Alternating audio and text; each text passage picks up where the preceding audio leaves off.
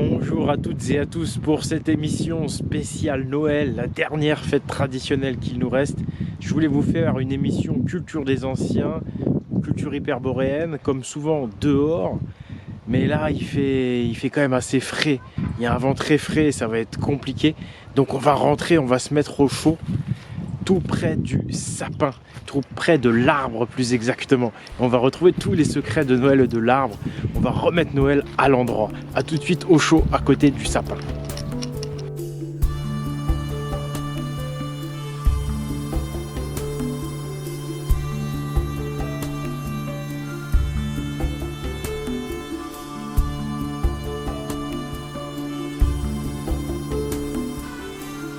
Ça y est, nous revoilà au chaud à l'intérieur, à côté de l'arbre de Noël.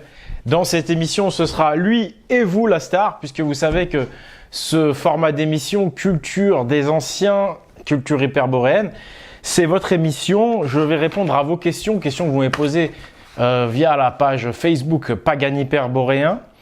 Et puis, certains de vos témoignages, je vais les partager. Voilà, donc... Et on va parler de la fête de Noël, où l'arbre est vraiment la star. Alors Noël, c'est une fête très ancienne. Il faut savoir que le Noël chrétien n'est en fait qu'une christianisation de cette fête du solstice d'hiver, fête de la tradition primordiale des anciens qui célèbre le nouveau soleil, puisque vous savez qu'après le solstice d'hiver, les jours vont commencer à rallonger. Ce qui veut dire donc qu'on est dans une nouvelle phase au niveau solaire. Le temps de soleil va croître chaque jour. Donc c'est un nouveau soleil. Noël, c'est Noyoel. J'aurais dû dire émission spéciale Noyoel, c'est-à-dire le nouveau soleil en vieille langue celtique. Vous savez que chez les Vikings, les Norrois, on appelait ça l'Ayul.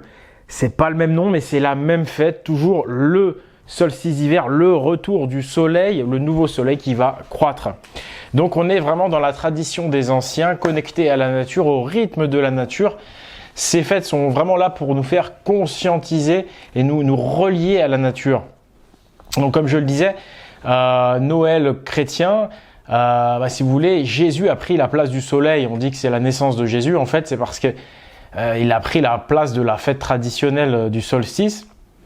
Mais à la base, c'est bien le soleil. Et alors, vous allez me dire, parce que là, on va commencer tout de suite avec vos questions. Hein. Avec la question de Tom. Salut Oleg, quelle est la signification du sapin de Noël? Ou du sapin donc de Noyoel ou de Yule? Eh bien, il s'agit de l'arbre sacré Yggdrasil ou Irminsul ou Erk. Alors, Erk, ça va être le nom plus gaulois. Et comment avoir un moyen mémotechnique de trouver le nom de l'arbre gaulois? Eh bien, Erk, en fait, c'est un vieux nom gaulois qui veut dire chêne. Hein. Erk, qui a donné oak. Aujourd'hui encore, oak, c'est le chêne en anglais. Et Erk, en fait, si vous le mettez à l'envers, E-R-K, ça fait K-E-R, vous avez Ker. Et Ker, c'est Kernounos.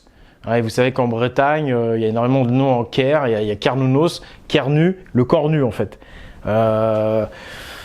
C'est une culture qui est multi-vue, multi-regard. C'est pas dogmatique, c'est pas figé. C'est pourquoi l'arbre...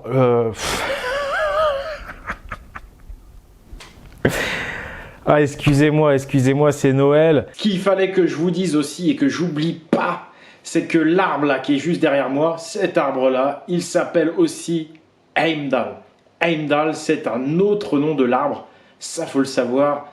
Le dieu Heimdall, c'est aussi le nom de l'arbre. Enfin, il est lié à l'arbre aussi, Heimdall. En fait, dans cette culture, ce qui va compter, c'est le sens. C'est le mouvement des choses, le concept, les idées, ce qui va se passer. Vous voyez, c'est le fond des choses. Et le fond des choses, c'est généralement toujours quelque chose qui est conceptuel ou qui est un mouvement ou qui est une idée. Et c'est pourquoi les noms, en fait, sont interchangeables. Il n'y a pas un élément qui porte un seul nom. Chaque élément a plusieurs noms. Et c'est pour ça, notre arbre sacré, vous le retrouvez sous différents noms, que ce soit dans une culture nordique, dans une culture plus germanique ou dans une culture plus bretonne celtique, où là effectivement l'arbre c'est plutôt erc,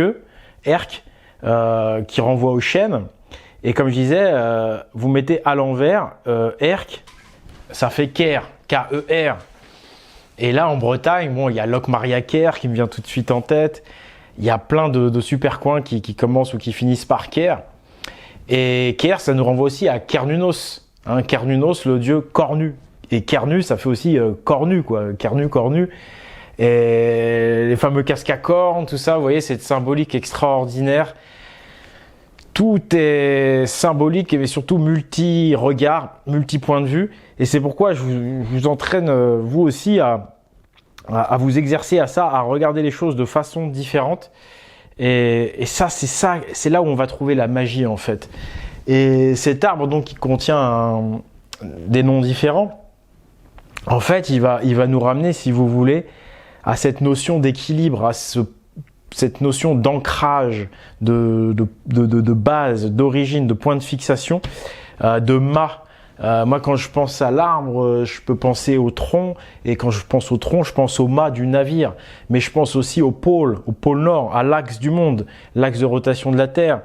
Et là, ça fait sens avec le solstice, puisque à ce moment-là, notre hémisphère est le plus éloigné du Soleil. Il va commencer à revenir, donc ce qui va lui permettre de revenir près du Soleil et de ne pas s'éloigner, de se perdre dans la galaxie et de finir une planète congelée sans Soleil. Et ce qui fait qu'on va à nouveau se rapprocher du Soleil, c'est quand même cet axe du monde, cet axe de rotation de la Terre qui est symbolisé par l'arbre.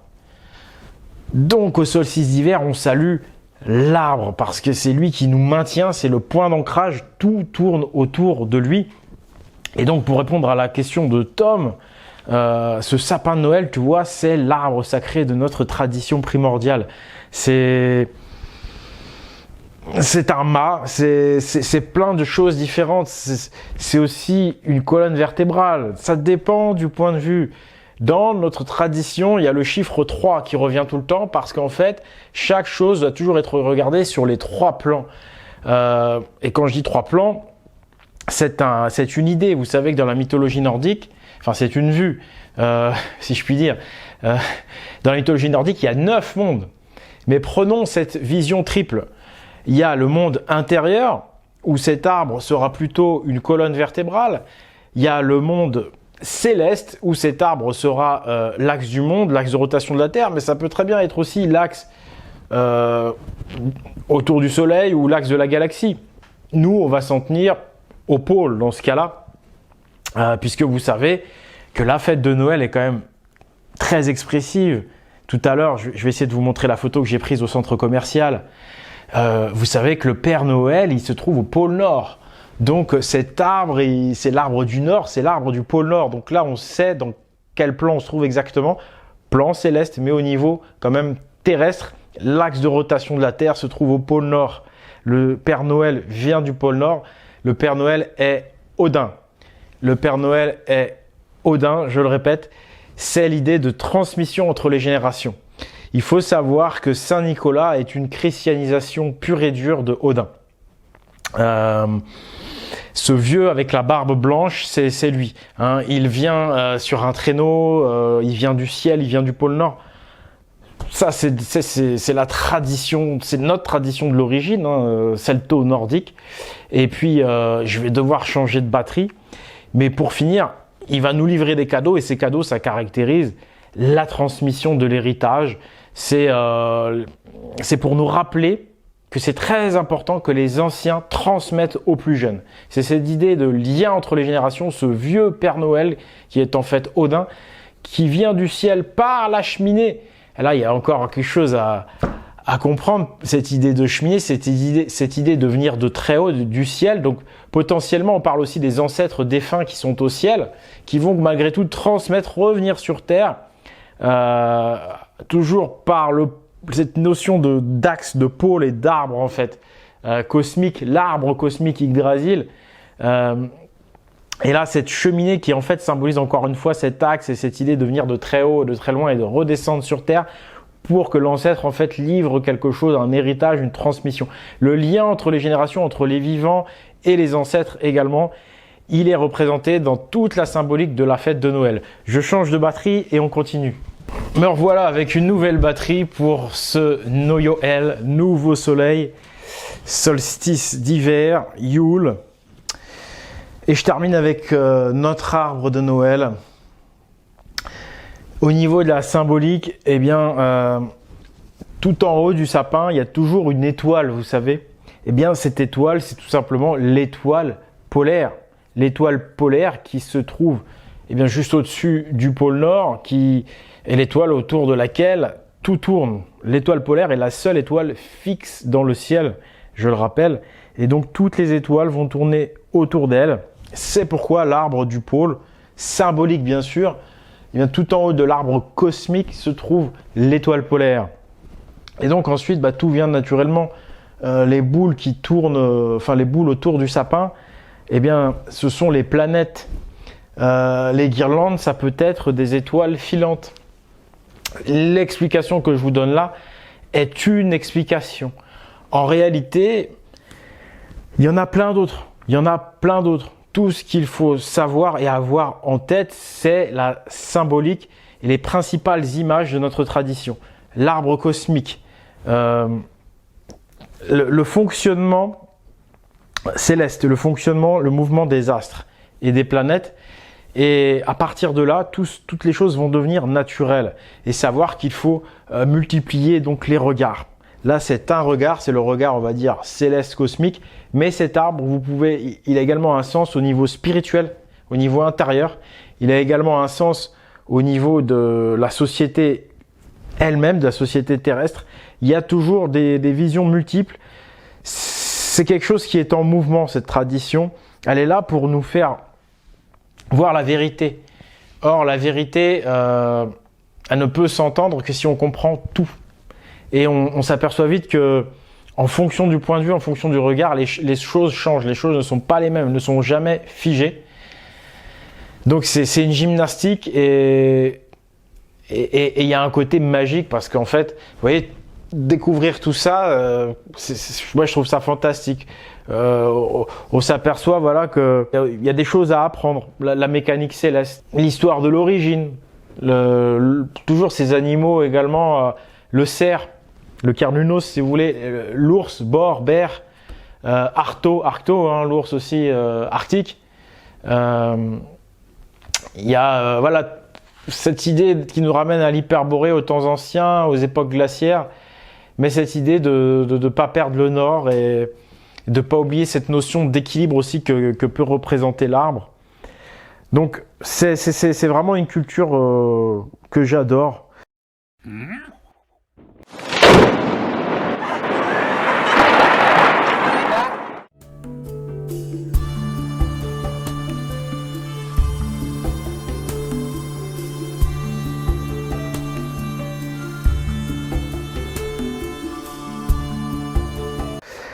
Bon, maintenant, on va passer aux questions et aux témoignages suivants. Alors là, on va passer à un témoignage de Franck. Alors Franck, c'est un métis. Il me dit « Bonjour Oleg de Normandie, fils de Bord. Je tenais vraiment à te remercier. Je ne trouve pas les mots pour saluer ton courage, la force de ta persévérance et l'intelligence que tu déploies pour nous aider. » Bon, merci. Bon là, évidemment, mes chevilles gonflent un peu, mais je voulais partager ce témoignage parce qu'il est important. Je suis métissé, avec pour mère une Atlante blonde aux yeux bleus, et j'ai un père biologique d'origine camerounaise. Alors, il précise biologique parce qu'effectivement, son père l'a plus ou moins un peu laissé tomber.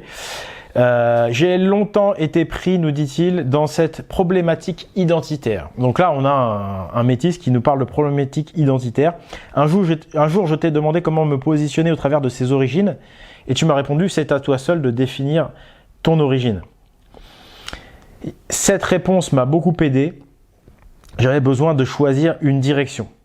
Aujourd'hui, je comprends que je suis un descendant des Atlantes hyperboréens. Bon, évidemment, je passe un petit peu les divers compliments parce que mes chevilles, et puis bon, vous, ça vous intéresse pas forcément. J'ai la cinquantaine bien sonnée et j'ai compris avec l'expérience du bouddhisme notamment que la religion catholique était une horreur, car j'ai reçu une éducation catho qui m'a marqué. Merci de m'avoir donné accès à la transmission de la connaissance des anciens. Tu ouvres les yeux à beaucoup de personnes, cela m'émeut personnellement, car je suis souvent triste de regarder nos anciens et comprendre qu'ils ont souffert presque toute leur vie. Bref, merci Oleg, dans cette société où le mot ami n'a plus de sens, je te considère toi comme un ami authentique. À bientôt par Belenos. Post-scriptum, je trouve les casques à cornes ou à ailes de cygne d'une beauté esthétique et symbolique incomparable. Merci à toi Franck. Donc je voulais témoigner, partager ce témoignage, pardon, c'est lui qui témoigne, parce que là on a un métis noir, blanc, qui nous explique bien la réalité des choses, que beaucoup de gens n'ont pas encore saisi, parce qu'ils sont nés dans des familles monoculturelles, monoraciales, et on nous éduque à la beauté des multiculturels, etc. Mais en fait, pour tout individu, il a besoin d'un point de repère, il a besoin d'un mât, il a besoin d'un pôle, il a besoin d'un nord et pas plusieurs nords. En tous les cas, c'est ce que nous dit Franck, c'est que lui, il a toujours été perdu entre les deux. Et finalement, il a eu besoin de faire un choix. Il a eu besoin de se positionner, de dire voilà, j'ai deux origines, elles sont différentes. Et il a eu besoin de faire un choix et de dire bah moi je me ressens plus de cette culture hyperboréenne du Nord, je fais ce choix-là, et donc c'est sur le plan spirituel qu'il faut voir ça, parce que c'est très important d'avoir des principes, des valeurs pour prendre une direction. Et c'est ce qu'il veut nous dire en fait, c'est que le multiculturalisme, ça peut être enrichissant, mais ça peut aussi nous perdre. Et il est très important de savoir qui l'on est et d'où l'on vient. Et donc là, je voulais partager ce témoignage d'un métis parce que eux sont effectivement en plein dans cette problématique. Et c'est vrai que la plupart des métis avec qui vous discutez, ils font un choix à un moment donné. Il y en a qui choisissent l'origine africaine, la culture africaine, et il y en a d'autres qui choisissent comme lui la culture européenne. En tous les cas, ça montre bien qu'on a besoin d'un mât, d'une direction. Et donc ça conforte effectivement ce que je fais, le choix de mettre en avant une culture, la culture des anciens, une culture liée au nord, liée au pôle, parce qu'il y a des millions de gens qui n'ont pas de repères aujourd'hui, qui n'ont plus de repères. On leur propose des religions abrahamiques, on leur propose différentes cultures, mais ces cultures ne nous correspondent pas forcément. Et je crois que la culture du Nord correspond à beaucoup de gens. Et là, c'est bien la preuve avec Franck. Ensuite, je vais passer à une question du coup. Ça c'est fait, que je me perde pas. Faut m'excuser hein, pour le montage un peu minimaliste de ce type d'émission, hein, mais par contre ça gagne évidemment en naturel. Même si ça perd évidemment en spontanéité, parce que quand on fait une vidéo montée, ça glisse, hein, mais là effectivement, là on est dans le réel. Alors, question de Gilles. Alors, Gilles avait une très bonne question. Alors, il me demandait, lui, par rapport aux Vikings. J'ai affirmé, peut-être par erreur, que les Vikings ne sont pas arrivés en France en libérateurs, mais plutôt en pillards et conquérants. Tu m'as dit que c'était de la diffamation contre les Vikings, etc.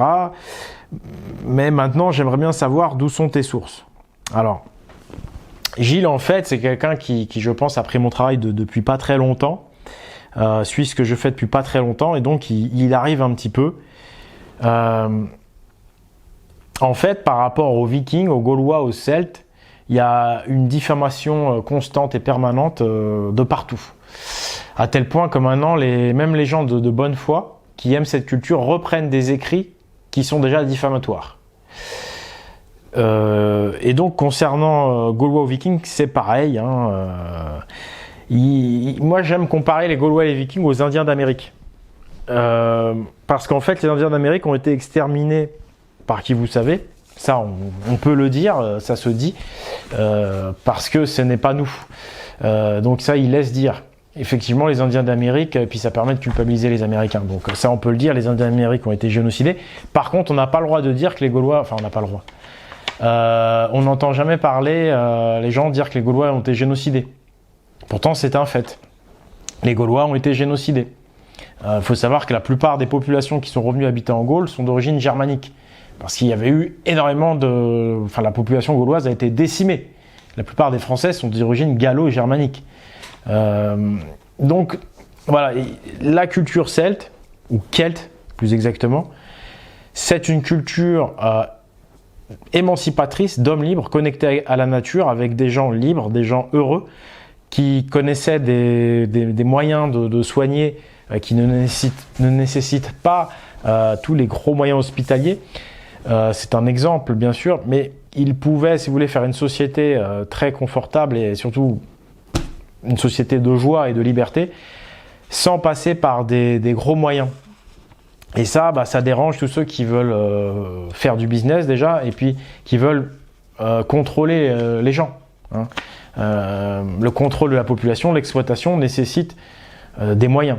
Et l'un des meilleurs moyens de contrôler les gens, c'est de les rendre dépendants. Voilà. Cette culture celte, comme la culture des Indiens d'Amérique, comme la culture, par exemple, des Dogons du Mali, qui sont eux aussi en ce moment gravement attaqués à tous les niveaux, la culture des Hmong d'Asie, c'est des cultures émancipatrices, c'est ce que j'appelle la tradition primordiale. Et cette tradition primordiale, qui est liée effectivement à l'hyperborée et tout ça, mais pas seulement, la preuve, elle existe sur les 4 continents. C'est une tradition de la société alternative, la vraie société alternative traditionnelle, qui a existé et qui n'existe plus, et qui est constamment diffamée. Voilà, constamment diffamée. On n'a pas idée de ce que c'était en réalité. On nous fait croire que c'était des sauvages, on nous dit que les Gaulois faisaient des sacrifices humains. Tout ça, c'est de la propagande, c'est complètement faux. Tout simplement pour pas qu'on s'intéresse à ça, c'est tout. Et par rapport aux Vikings, c'est globalement la même chose. Il faut savoir que sur les invasions barbares, j'ai fait une vidéo, regardez-la, soi-disant, et sur les Vikings, j'ai fait une vidéo qui s'appelle le génocide caché sur la chaîne Esprit Viking. Le génocide caché à l'origine des invasions vikings. J'ai fait aussi la France colonisée, la Normandie viking. 2 vidéos sur la chaîne Esprit Viking. Regarde-les, Gilles. Tu verras que c'est pas du tout ce qu'on nous a raconté. Et puis il faut que tu saches que toutes les sources sont souvent brûlées. Là, je me suis adressé récemment au diocèse et aux archives départementales de la Normandie, notamment, terre de Vikings. Il faut savoir, on m'a répondu que ils ont quasiment rien avant le XIIe siècle, bizarrement. Et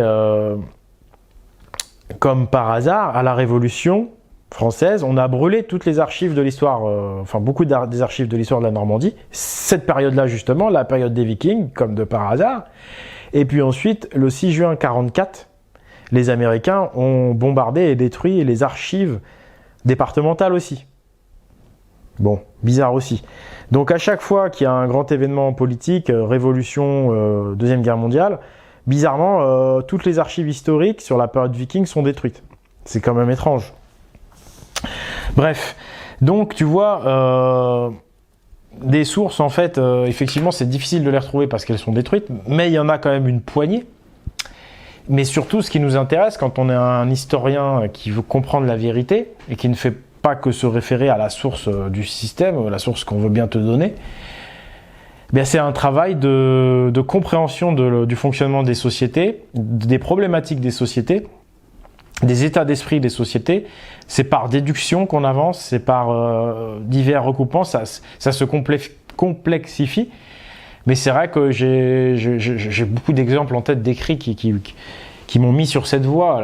C'est laquelle la voie? C'est la voie, c'est que c'est l'empire, la logique impériale d'exploitation, l'Empire romain notamment, qui a systématiquement détruit toutes les sources partout où il est allé.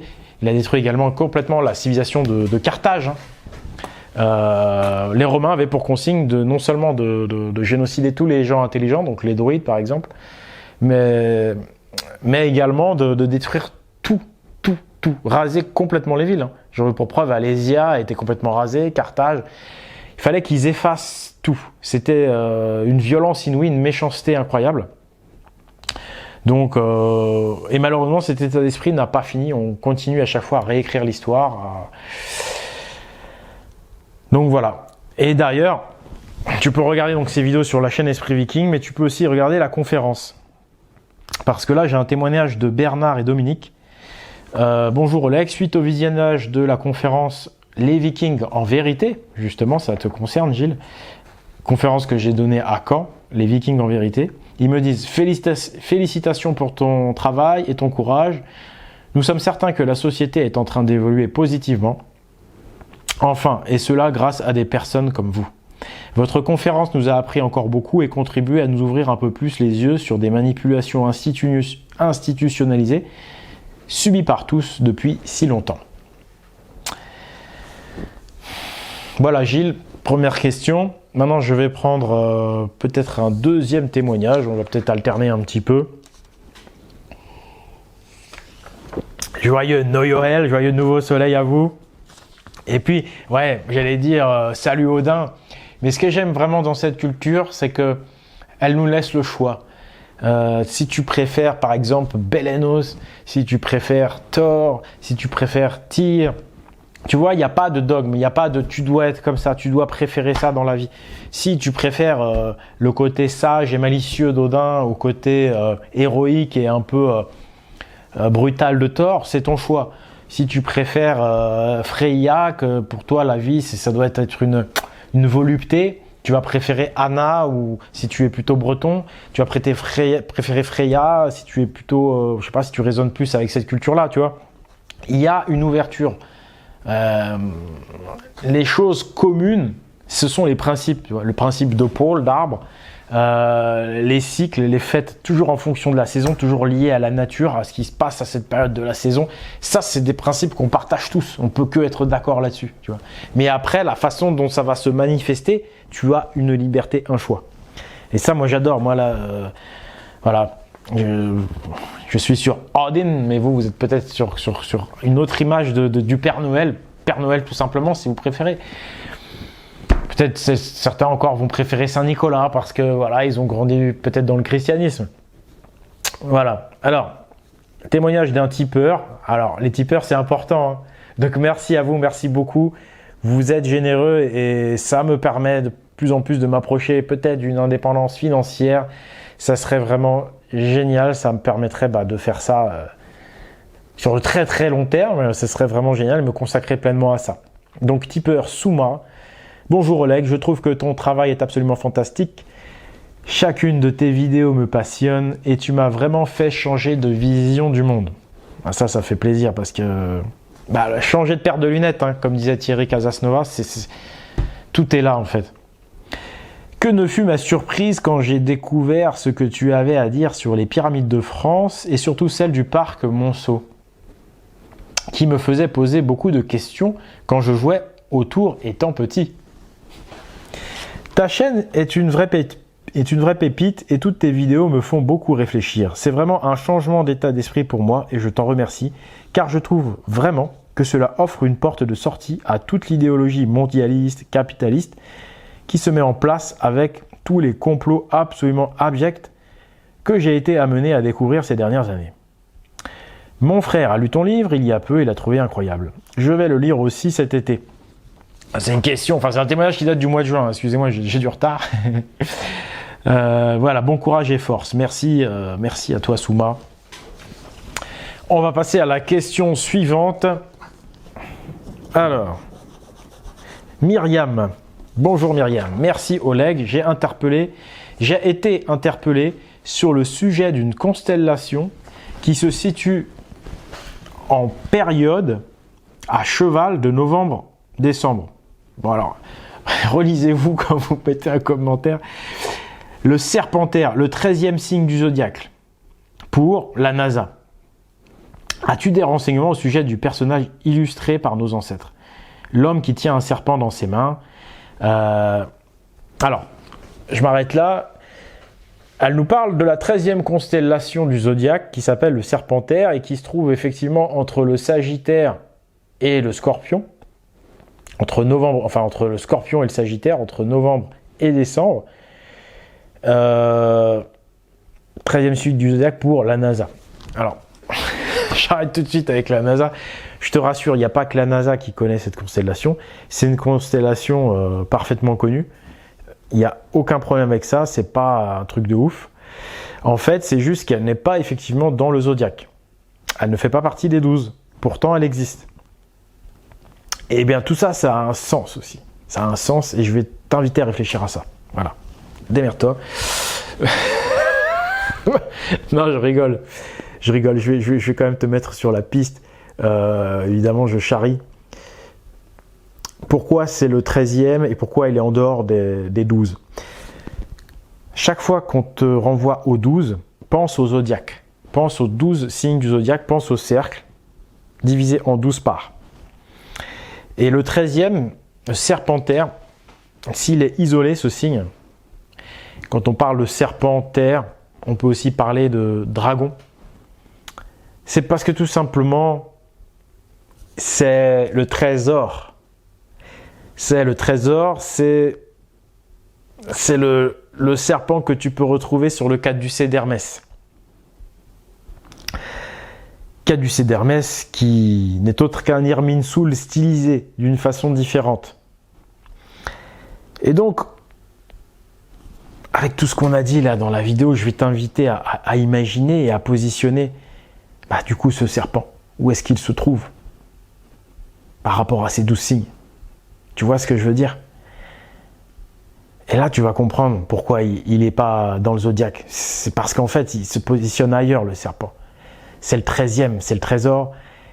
Je te rappelle que Odin, à sa table, il y a 12 as, 12 dieux avec lui. Lui, en fait, Odin, c'est le 13e. Et que dans le vrai christianisme aussi, il a 12 apôtres. Jesus Christ, Jehan des Goths, son vrai nom. Jesus Christ, si vous voulez, ou Johann Gott, ça me va bien. Eh bien, lui aussi, c'est le 13e. Ça veut dire qu'il n'est pas... il fait pas partie du cercle des 12, mais il est où? Tu vois ce que je veux dire? Et après, tu pourras recouper en ayant vu ce caducée d'Hermès avec les postures yogi, avec la fameuse Kundalini des yogis. Tu vois ce que je veux dire? Tu vas regarder ces images et puis tu vas voir avec le temps, avec les jours qui vont venir, tu vas dire ah mais oui, c'est ça que ça veut dire. Tu vois? Tu vas dire mais c'est logique en fait. Et effectivement, le 13e, il est caché. Il est pas dans le monde terrestre, si je puis dire. Il est un peu à part. Il est unique. Et quelque part, il est au centre aussi. Comme l'arbre.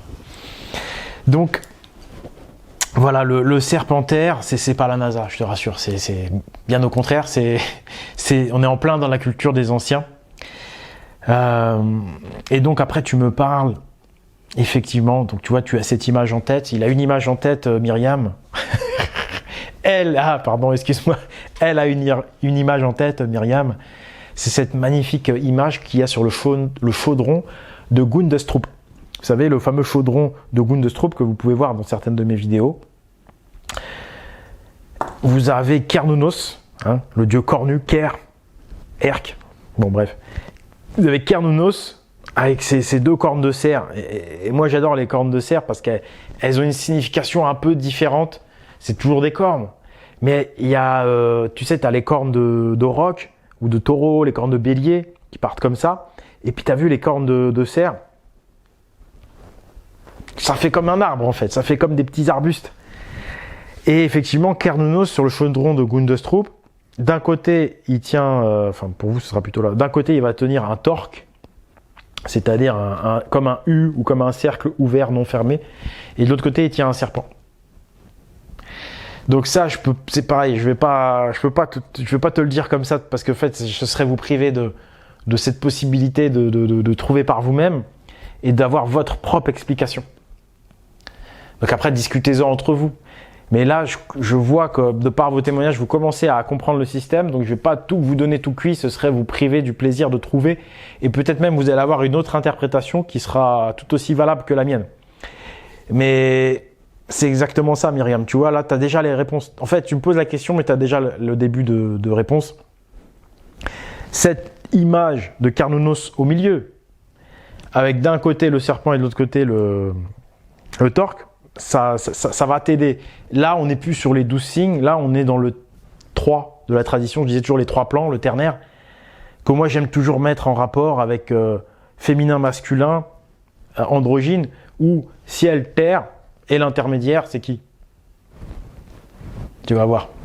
Donc, mais tu as plein de façons de te le représenter. Mais ce 3, il a toujours ce principe masculin, féminin, et au milieu, bah, la vie, quoi. Tu vois. Donc, bon, là, en l'occurrence, dans l'image de Carnounos, le serpent va se retrouver plutôt du côté d'une énergie qui serait plutôt masculine. Mais au niveau du caducée d'Hermès, tu vas retrouver cette énergie montant le long de l'arbre qui lui est au centre. Tout ça, c'est en rapport avec des choses qu'on dit ésotériques, la Kundalini, toutes ces choses-là, tous ces secrets en fait, en rapport avec l'éveil spirituel, mais qui sont également, si tu changes de plan, encore une fois, si tu passes du plan intérieur, développement spirituel, au plan tout simplement cosmique, mécanique, céleste, le serpent terre, tu sais, le dragon, c'est aussi les énergies telluriques qui entourent la Terre. Fluide magnétique terrestre, tu vois. Donc, c'est pourquoi, tu vois, tu as des petites différences, tu vois. Le chaudron de Gundestrup va regarder d'une certaine façon. Les 12 signes du zodiaque et le serpent terre, c'est encore une autre façon de voir la chose.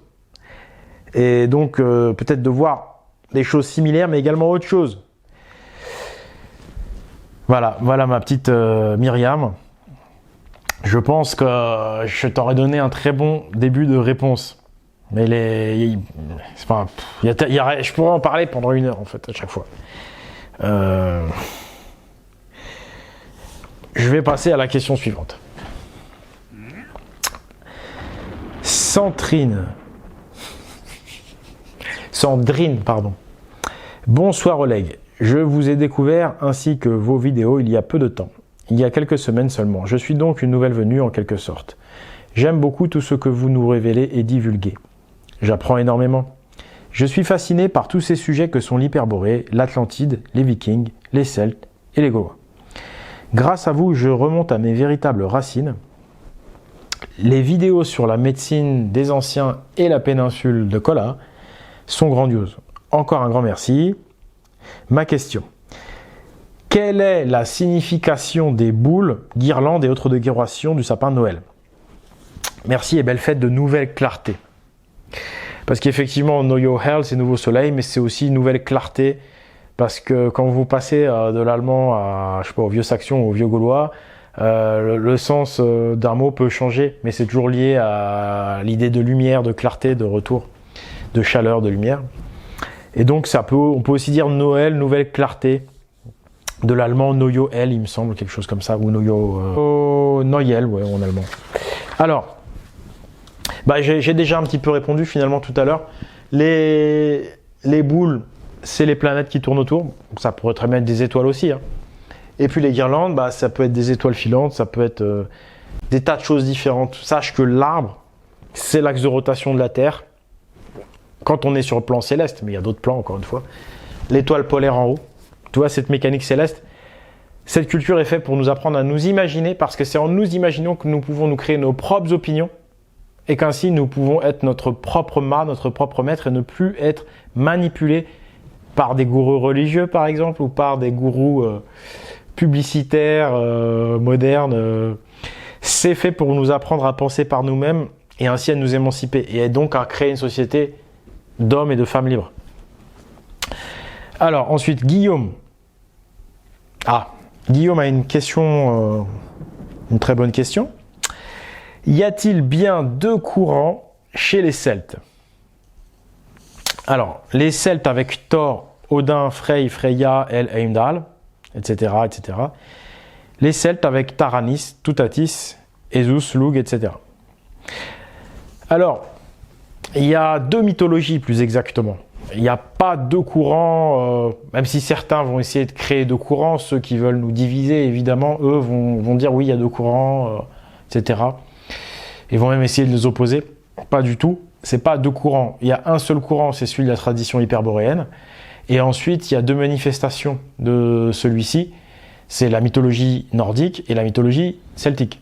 Nordique, plus je monte en connaissance, plus je m'aperçois que le Nord, ça a vraiment été le refuge en fait de la tradition, le refuge des hommes libres face à l'empire romain et puis ensuite l'empire catholico-romain, parce que cette logique d'exploitation ne s'arrête pas avec l'arrivée du christianisme, ça c'est un énorme leurre. L'exploitation féodale et le servage, c'est la continuité de cet esprit impérial, et donc le Nord, on va retrouver tous les gens résistants, tous les hommes libres qui vont aller au Nord. Donc il y a énormément de Gaulois qui sont partis au Nord, et c'est comme ça qu'il faut voir le Nord, sur le plan spirituel par rapport au pôle, par rapport à l'origine aussi hyperboréenne beaucoup plus ancienne, mais surtout aussi par rapport au refuge. L'île du Nord de Thulé, c'est l'île des sages. Pourquoi elle est toujours au Nord et pourquoi parfois elle change d'endroit? C'est parce qu'en fait, ça dépend du moment politique. Voilà, quand vous avez un empire qui bouffe tout, eh bien les sages se sont réfugiés au Nord. Donc c'est ça qu'il faut voir dans Tradition du Nord. Vous voyez, c'est pas essentiellement réservé ou dû aux gens qui habitent en Norvège, pas du tout. C'est la tradition en fait primordiale celto-nordique européenne qui se caractérise, qui se polarise, qui trouve sa source là-bas et son refuge. Voilà, donc il faut bien comprendre la tradition nordique, c'est celle de tout Européen qui se sentira appartenir à cette famille d'esprit. La tradition dite celtique, puisqu'effectivement, et toi tu l'as très bien compris, les Germains, les Nordiques, les Vikings sont des Celtes à la base, comme les Gaulois. Mais ce qu'on a coutume d'appeler mythologie celtique, c'est un recueil de traditions qui a été effectué, lui, en Irlande, et qui est beaucoup plus en lien également avec la Bretagne actuelle. Mais c'est une tradition qui sait également, qui se synthétise facilement avec la tradition nordique. On a les mêmes principes, mais encore une fois, par contre, on a des noms qui vont changer, des légendes différentes, des noms de dieux différents. Mais je dirais, d'ailleurs, on peut faire aussi des analogies avec la mythologie grecque, hein, qui est aussi une mythologie hyperboréenne, mais qui contient pas que des choses hyperboréennes d'ailleurs. Moi, ce que je conseille, c'est de commencer par la mythologie nordique. Pourquoi? Parce qu'elle est la plus complète, parce qu'elle est, à mon avis, la plus claire aussi, et parce que, comme je le disais, de toute façon, elle concerne également tous les Européens.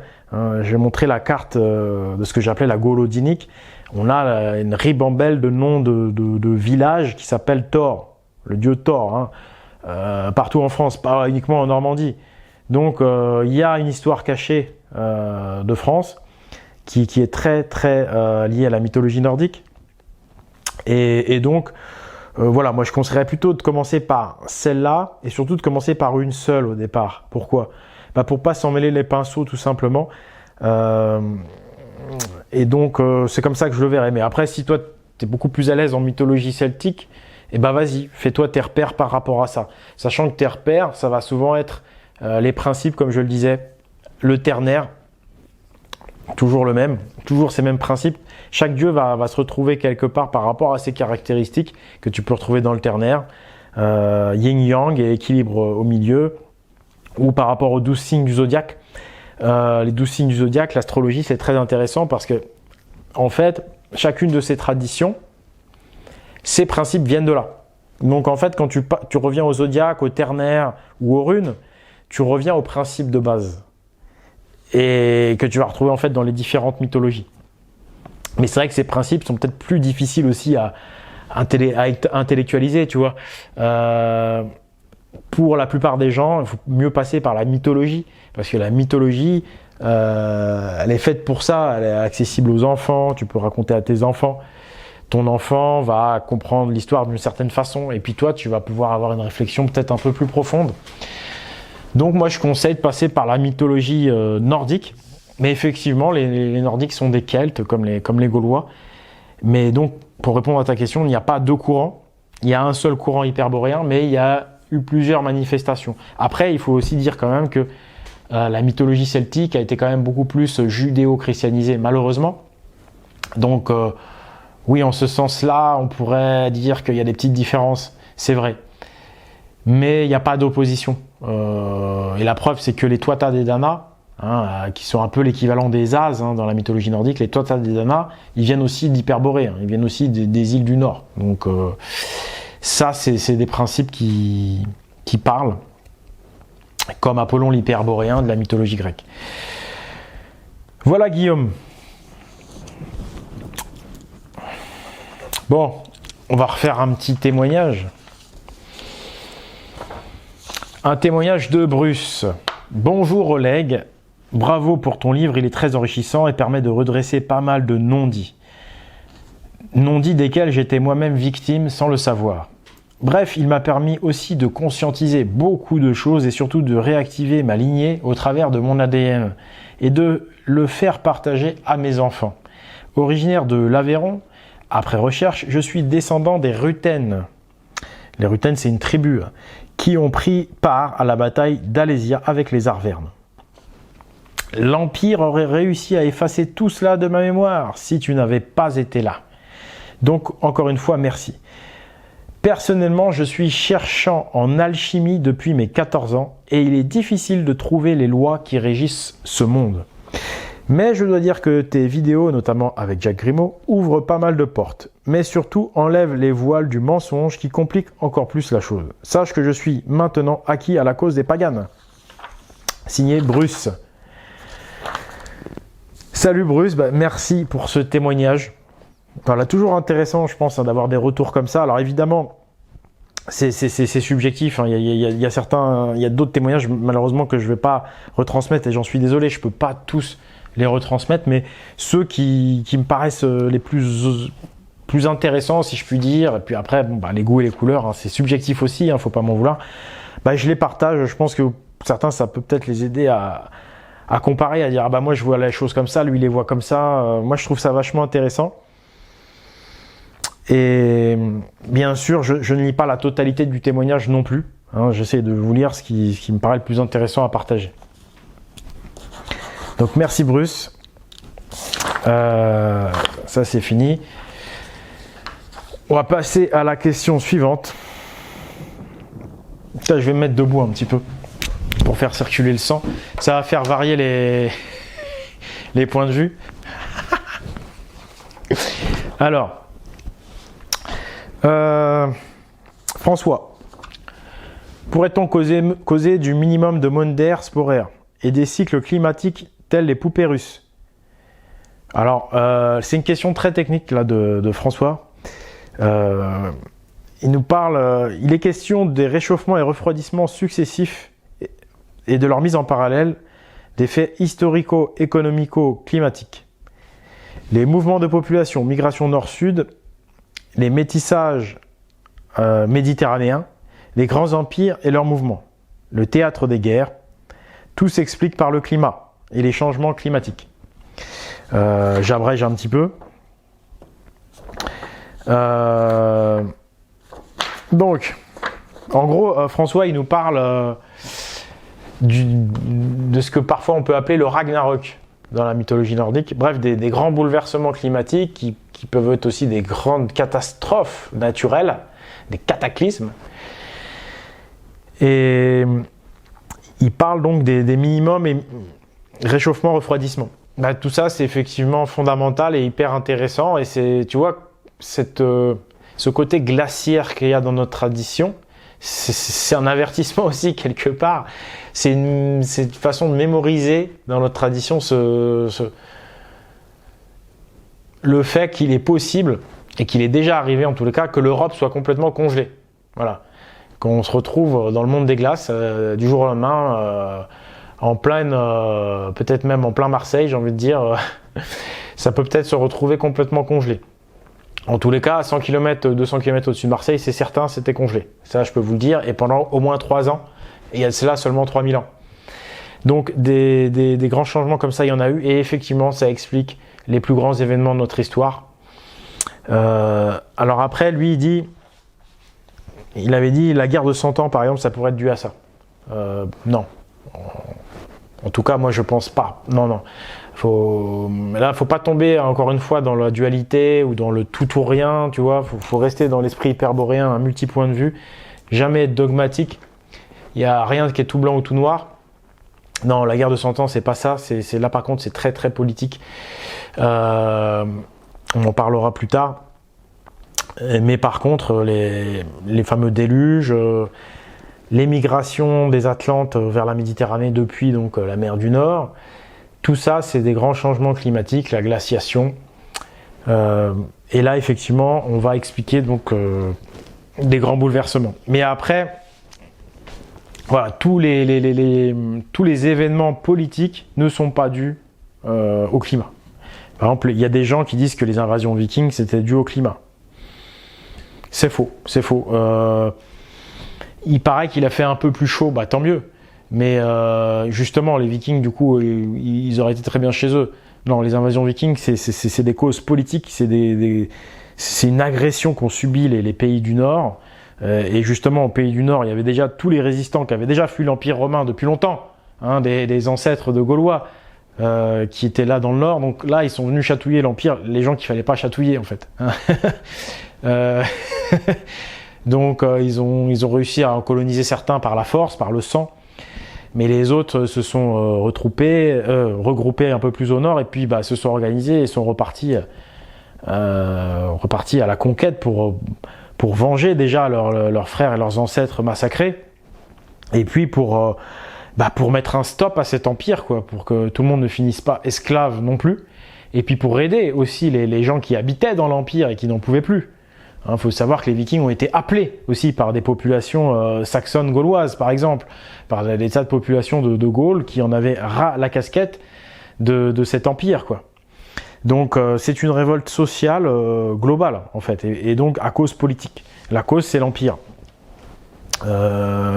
Donc, oui, il y a des grands changements climatiques qui entraînent des grandes catastrophes, des grands bouleversements politique aussi, mais toute l'histoire ne s'explique pas par ça non plus.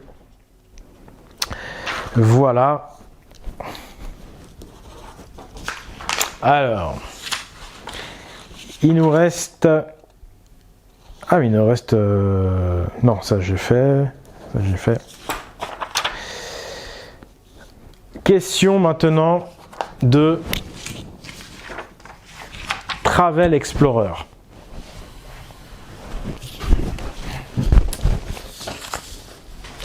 Alors, je voulais savoir si en Normandie, ils fêtent Saint-Nicolas.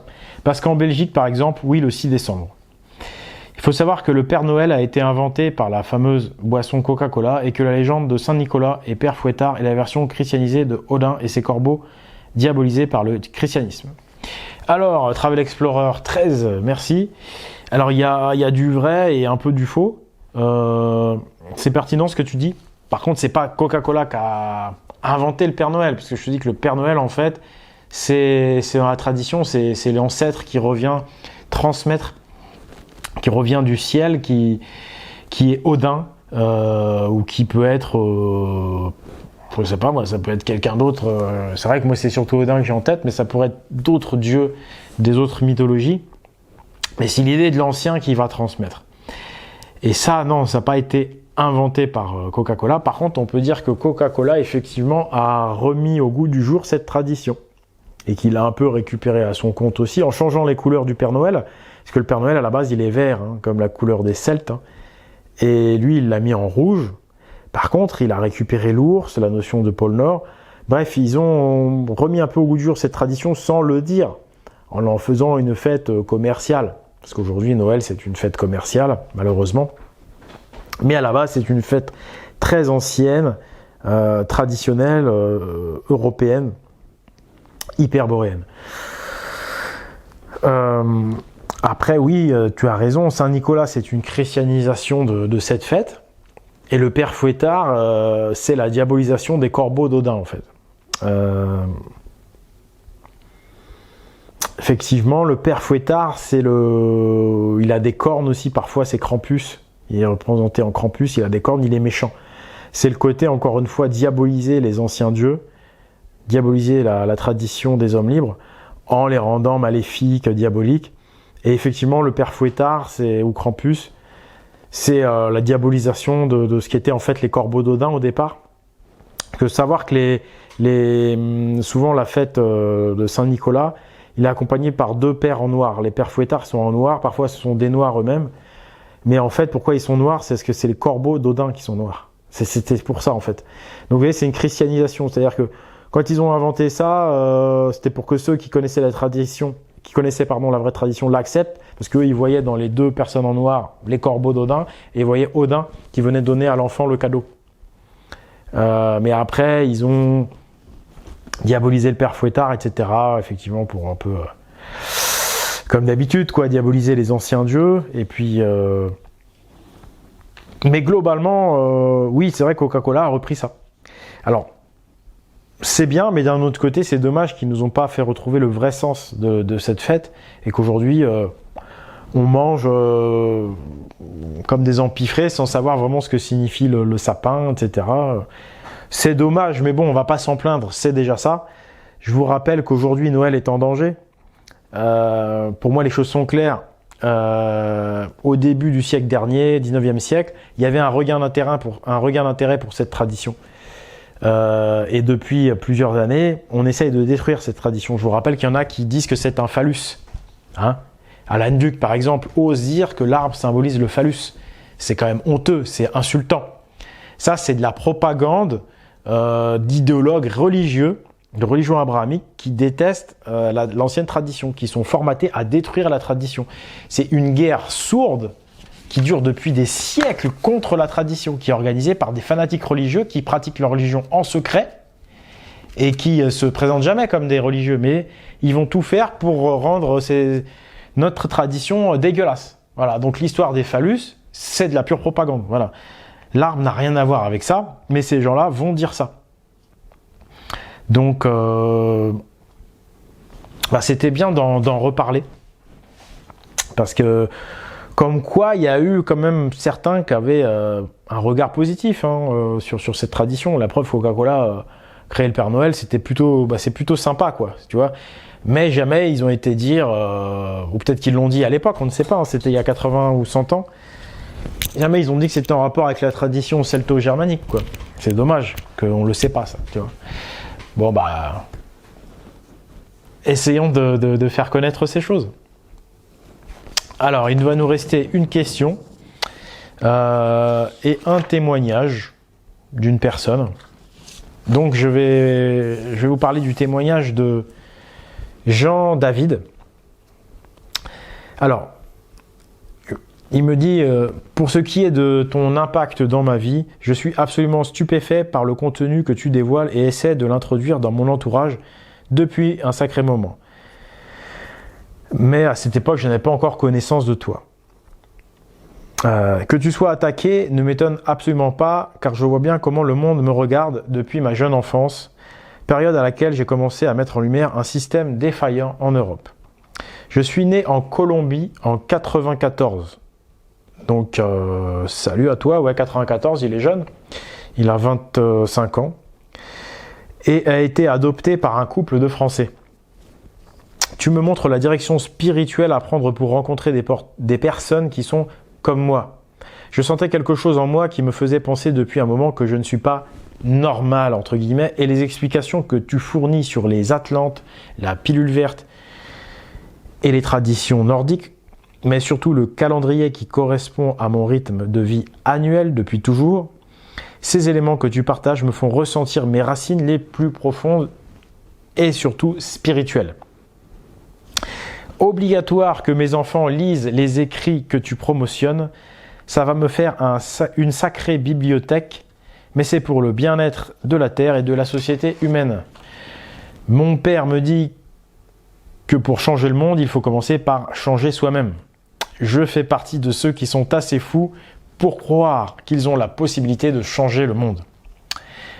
Je suis de tout cœur avec toi. Continue, tu fais du bien à la société. Eh bien, merci beaucoup Jean-David. Merci pour ce témoignage. Merci. Bon, je vais passer du coup à la dernière question.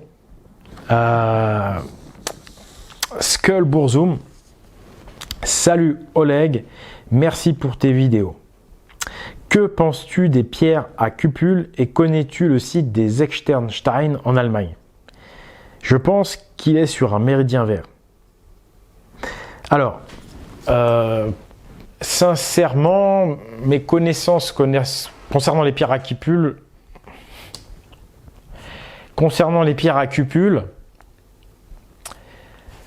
je ne pourrais pas te dire exactement à quoi ça sert. Je n'ai pas étudié ça encore à fond. J'ai eu quelques retours, mais ça peut servir à plein de choses. Je pense que ça pouvait servir à concocter des potions qu'on pouvait boire, consommer à l'occasion de fêtes, à l'occasion de petits rituels festifs,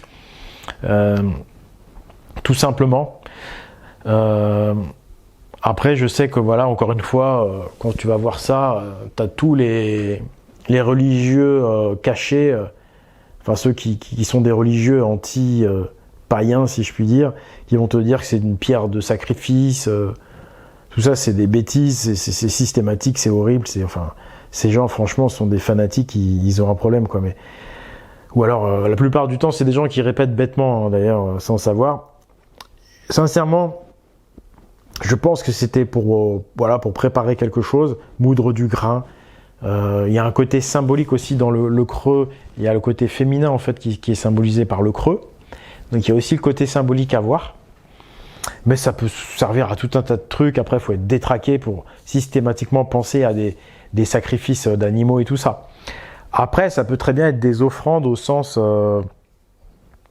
comment dire, ce que je disais tout à l'heure. Pour préparer une potion, tu mets, il pouvait très bien mettre du miel, faire des offrandes de miel, des offrandes de confiture, voilà. Mais c'est des choses, c'est des gestes symboliques, voilà. Il y a pas mal d'explications, donc je vais pas trop longtemps tergiverser parce que ce que je vais te dire, ça peut être vrai comme ça peut être faux, quoi. Donc quand c'est comme ça, vaut mieux dire, ça pourrait être ça, mais on sait pas trop. Et puis terminer, quoi. Après, il me parle des Externstein en Allemagne. Écoute, j'ai pas eu trop l'occasion j'ai pas eu l'occasion de les visiter en tous les cas. Et je me suis pas penché là-dessus pour être tout à fait honnête. Mais si tu as des infos, n'hésite pas. Voilà. C'est à peu près tout du coup pour cette émission qui se termine. Donc je vous rappelle que si vous voulez poser vos questions, ça se passe sur le Facebook, donc suivez ma page Facebook. Généralement, je préviens une petite semaine à l'avance. Et puis, je fais ces émissions généralement au moment des grandes fêtes traditionnelles. Donc, c'est souvent les solstices, les équinoxes. Parfois, c'est la Beltane, début mai. Ça peut être l'Imbolc. Donc, suivez la page Facebook. De toute façon, vous serez prévenus comme ça. Je vous remercie.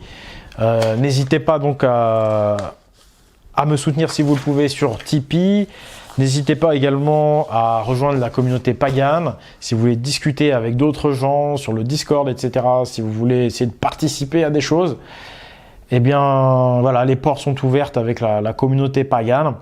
Vous pouvez donc adhérer à l'association et accéder du coup à certaines vidéos, puisque la vidéoconférence Viking en vérité faite à Caen, vous pouvez y accéder si vous êtes adhérent à l'association, parce qu'en fait l'adhésion à l'association vous donne accès à une partie du site internet pagans.eu que les autres n'ont pas accès, et dedans vous allez trouver justement les conférences et des vidéos supplémentaires, j'ai envie de dire, plus didactiques, justement plutôt des cours. Je dois en faire une d'ailleurs sur les runes. Je suis désolé, j'ai du retard vraiment, mais je vais vous la faire promis très vite. Donc c'est la zone communautaire, quoi. Si vous adhérez, vous avez ces vidéos là en plus et vous avez la possibilité de venir discuter avec nous sur le Discord, etc., d'échanger. Voilà. Merci à tous. J'espère que cette émission spéciale Noël culture des anciens vous aura plu. Voilà. Et puis bon, là je bois ça dans une tasse, hein, mais la prochaine fois j'essaierai de boire ça dans une corne, ce sera plus sympa, hein. Vive les cornes, vive les ailes de cygne, vive les ailes, vive la symbolique des anciens. Et puis joyeuses fêtes. en famille, avec vos proches. Conscientisez la vie, conscientisez les étapes, conscientisez votre vie. Profitons de l'instant, car la vie est belle. Tout n'est pas si noir, loin de là. À votre santé, joyeux Noël, joyeuse Yule, joyeux Noël, joyeux solstice d'hiver, joyeuse nouvelle clarté, joyeux nouveau soleil. Salut, c'était Oleg de Normandie pour vous servir. À la prochaine.